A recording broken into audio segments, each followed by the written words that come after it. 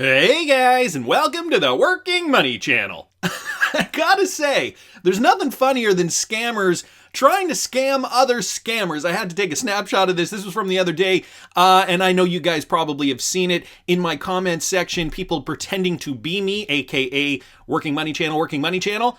Yeah, buddy, you're not fooling anyone. But I'm sure you guys have also seen this RJVX13 algorithm scam as well. People just spamming my comment section, but I just thought this was funny that, the RJVX13 people are posting comments in the comment section, and then Working Money Channel is spamming these spammers with his information, trying to get them to contact him. I wanted to take this opportunity too, just to let you guys know, if you do see this, please do report it. I mean, I have a hard time trying to get on top of all of it. You just have to click these three dots here, and there is an option to report these types of scams. Anyway, I thought this was funny and kind of lighthearted for a Sunday. Also, guys, beware of this type of scam as well. This brought to us by James RULEXRP, and this is a text scam. Do not click on any link. Apparently, some scammers are saying they are from Coinbase, and they are sending you guys text. A withdrawal has been requested from an unknown IP address. If this was not you, follow the steps here. And so they're giving people a link here to click, and this is likely malware, so do not click these links, do not click these texts. If anything, just delete them, block the number. And maybe this is another opportunity for me to let you guys know to keep your cryptocurrency safe on something like this. I do have an affiliate link for the Ledger Nano in the description of this video. You don't have to use my affiliate link, and you don't have to use the Ledger. It is just another option to make sure your cryptocurrency is secure. It does give you your private keys, so if all your cryptocurrency is on something like a Ledger Nano, you do not have to worry about these types of scams. So I wanted to thank James Rule there for pointing that out. I got this, guys, from Matt M here on Twitter. Extreme Fear Index in the crypto market, clearly not coming from XRP hodlers. So he posts this, extreme fear, the sentiment in the market down to 20 on a scale from 1 to 100. And so XRP was booming yesterday compared to the rest of the space. It was XRP and Stellar XLM from what I understand. And so we're going to take a look at XRP on the hourly here, guys. I have XRP here right now on the hourly. Going to throw Fibonacci on there, and as you guys can see, right over here, we did touch the 0.702, and now we're coming back down. So getting rejected from that 0.702 late last night.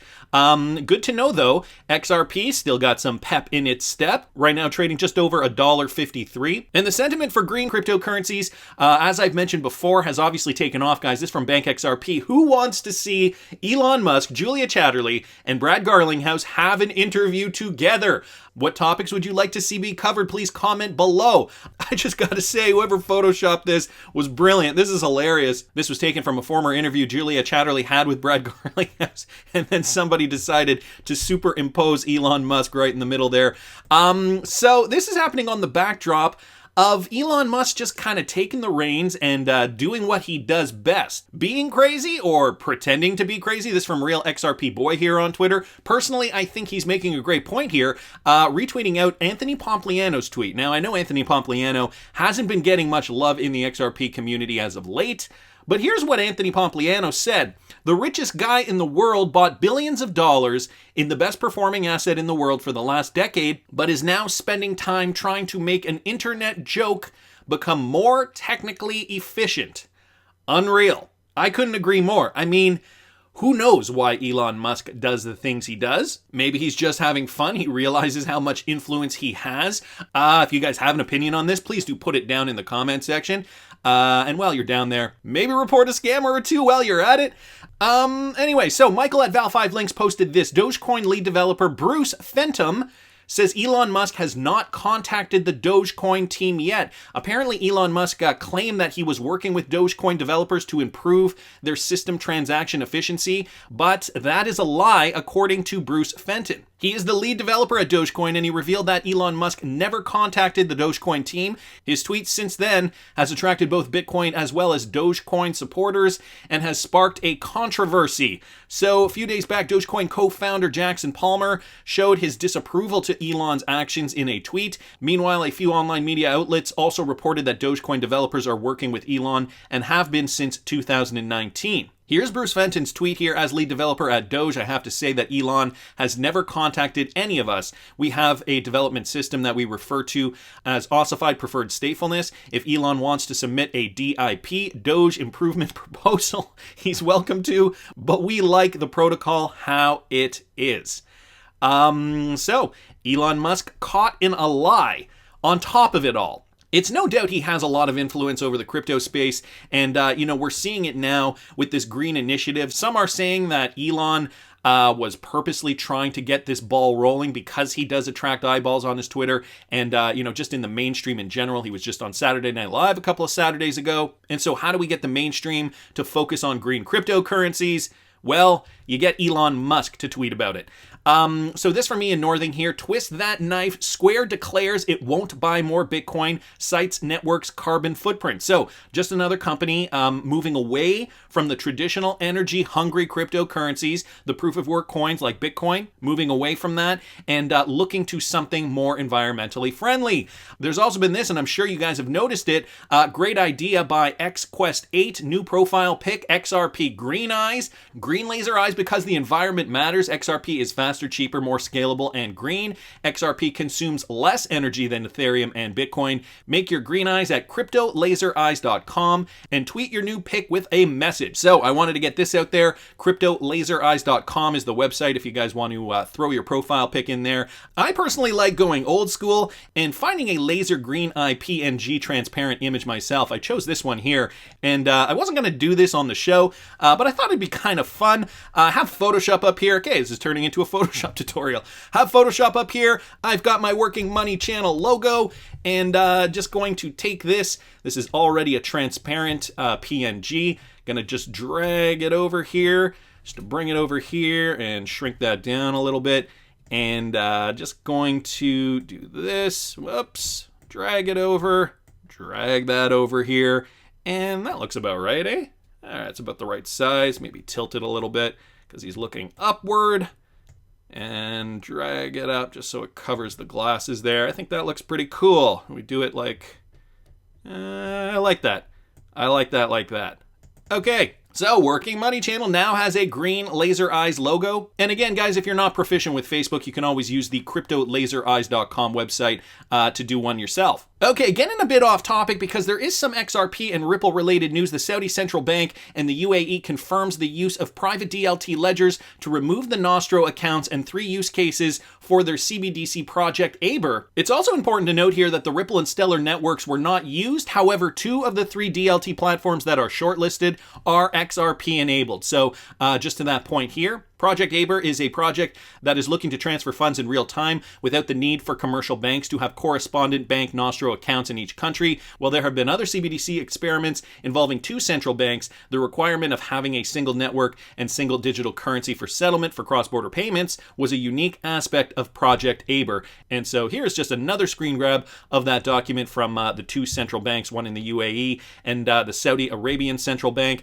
Also over here, they do mention Ripple and Stellar. Not to mention that 2 of 3 of these are XRP enabled, so R3 Corda, Hyperledger Fabric, and the third one being JPMC Quorum. So wanted to thank Matthew LINY for posting that. I also saw this from the Cryptic Poet. Amazon and Ripple connected. Safaricom explores enabling M-Pesa wallets on Amazon. So this coming from payments.com. The Kenyan telecom company Safaricom is discussing the use of its mobile money service M-Pesa on Amazon's e-commerce platform. This is what Bloomberg has reported recently. The move comes out of Safaricom's global expansion efforts to recover from its first profit decline in 10 years, according to the report. So these guys have been suffering as of late, but they are looking to change up their strategy.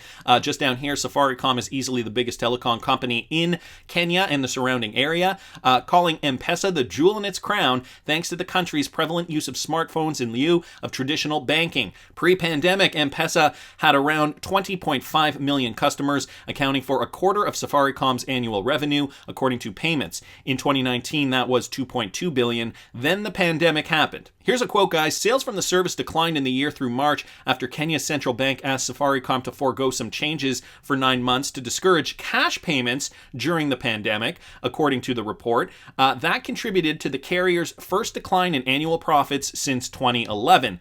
Net income dipped 6.8% to 68.7 billion shillings, which is about $642 million in the 12 months through March. So the government said to this company, look, you cannot process cash payments because of the pandemic, and so their revenue dropped, having a dramatic effect on sales. Well, now they'll be leveraging M-Pesa, guys, and as you guys can see over here, this from an M-Pesa document, Standard Chartered has partnered with Safaricom to introduce a proposition that allows business customers and M-Pesa agents using the Lipa na M-Pesa service to convert their e-value to cash in real time.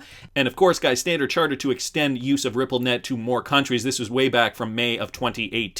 So there is the connection there. Also, not to mention an Amazon connection. So it is looking like these guys needed the help and needed to kind of fast forward into the 21st century with regards to payments. These are the types of corridors that need this help most. Africa, another important region in the world where RippleNet can really thrive and have a dramatic impact on society, the unbanked, and providing these types of payments. I don't know if you guys caught it when I was reading this article that most of Kenyans are using their smartphones in lieu of traditional banking. So this is what's going to be important for these types of regions moving forward. There was also this update, guys, from XRPCRYPTOWOLF right after Ripple filed its memorandum of law in opposition to the SEC's motion to strike on Thursday.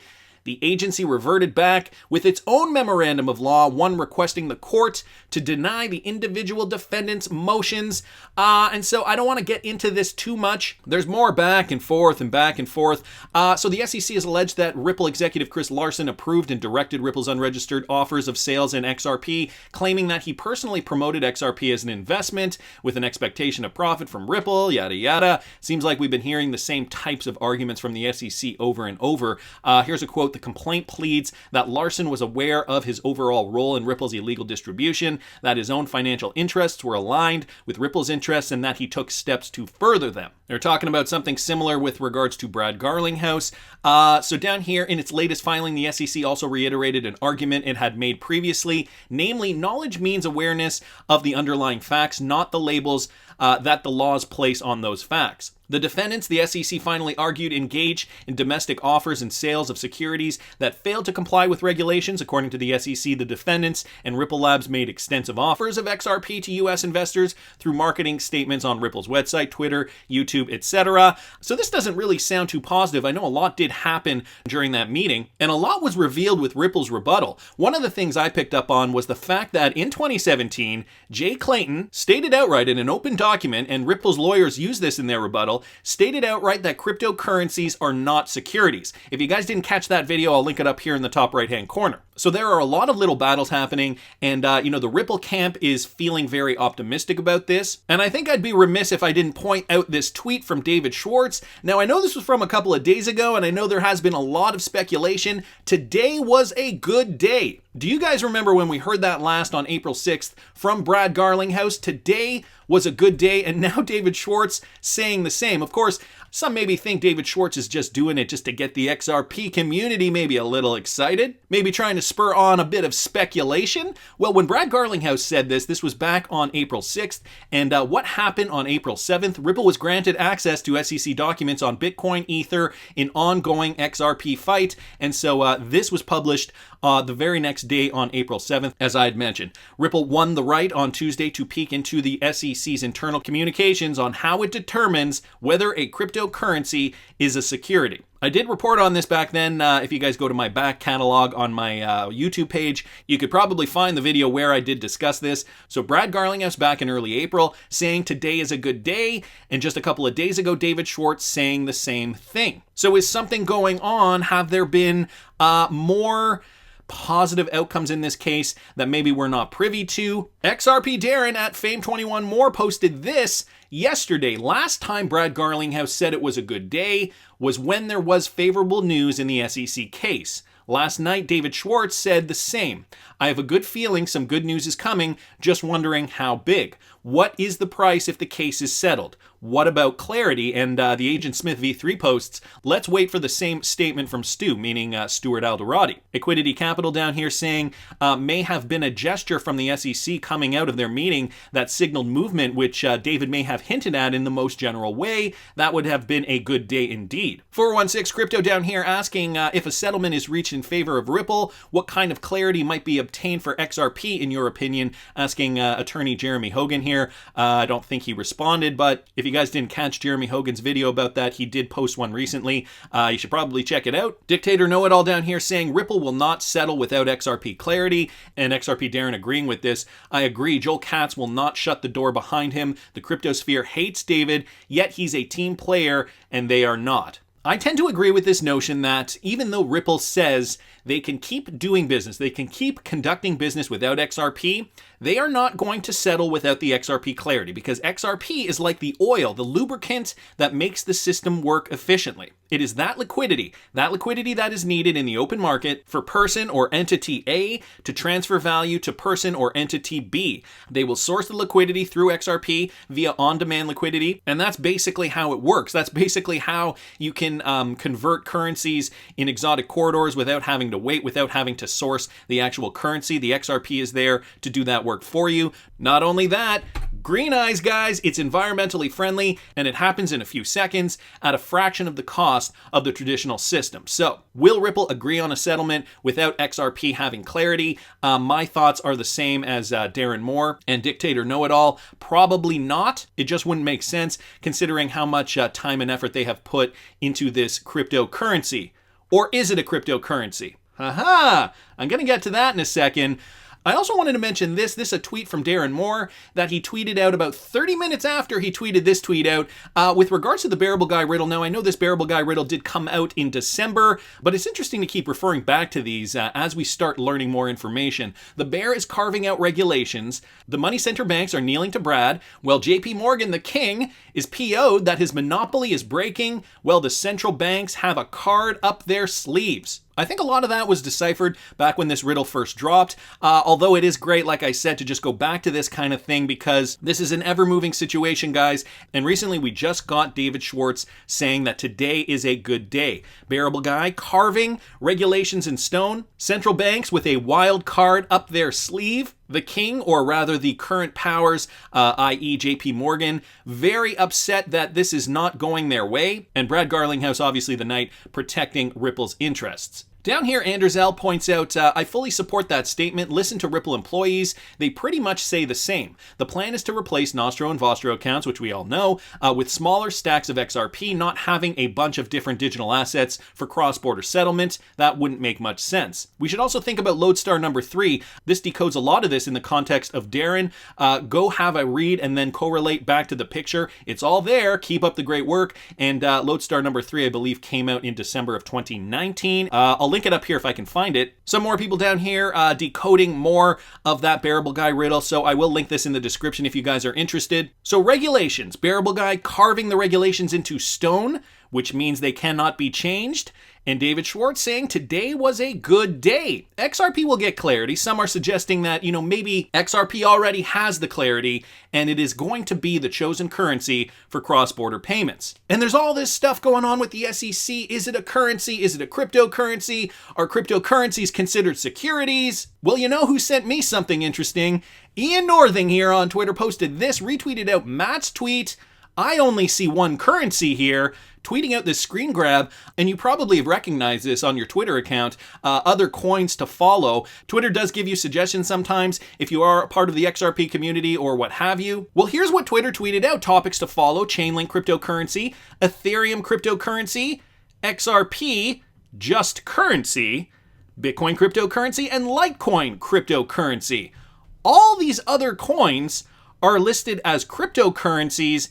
Meanwhile, XRP is listed as a currency. Now, what does this mean, guys? I mean, maybe I'm reading too much into this, but it looks as though Twitter has already made up its mind as to how XRP should be classified. I mean, it could just be a mistake. It could be the way this is formatted, and I'm sure there's an algorithm that decides how to do this. I did find it curious, though, that all these other coins, even the big ones, guys, Bitcoin, Ethereum, and Litecoin, listed as cryptocurrencies. It's only XRP here that's listed as a currency. So does Twitter know something we don't know? Does David Schwartz know something we don't know? XRP price had been rallying yesterday, a green cryptocurrency with the fundamental structure needed in order to revamp the financial system. How close are we to a settlement? Tell me down in the comments because I want to hear what you guys think. Please subscribe to the channel if you haven't already. Like the video if you like the content I'm providing. I always love hearing your comments. See you in the next one, guys.